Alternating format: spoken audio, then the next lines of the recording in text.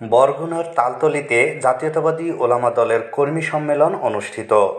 তথ্য ভিডিওচিত্রে বরগুনা থেকে আমাদের প্রতিনিধি মাওলানা মোহাম্মদ আব্দুল মোত্তালেব। বরগুনার তালতলীতে বাংলাদেশ জাতীয়তাবাদী ওলামা দলের কর্মী সম্মেলন অনুষ্ঠিত হয়েছে।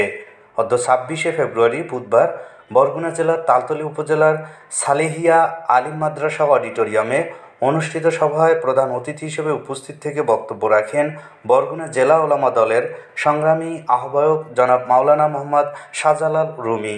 বিশেষ অতিথি হিসেবে উপস্থিত থেকে বক্তব্য রাখেন বরগুনা জেলার ওলামা দলের বিপ্লবী সদস্য সচিব মাওলানা মোহাম্মদ আব্দুল মোত্তালেব। অন্যান্যদের মধ্যে বক্তব্য রাখেন যুগ্ম আহ্বায়ক মাওলানা মোহাম্মদ জসিমউদ্দিন, জেলার ওলামা দলের অন্যতম নির্বাহী সদস্য মাওলানা মোহাম্মদ আবু হানিফ, তালতলী উপজেলা বিএনপির সাবেক আহ্বায়ক মোহাম্মদ শহীদুল ইসলাম শহীদ, যুবদল নেতা মোহাম্মদ আব্দুল হক, মোহাম্মদ হারুন মোল্লা, মাওলানা মোহাম্মদ রিয়াজুল ইসলাম, মাওলানা মোহাম্মদ জহিরুল ইসলাম প্রমুখ।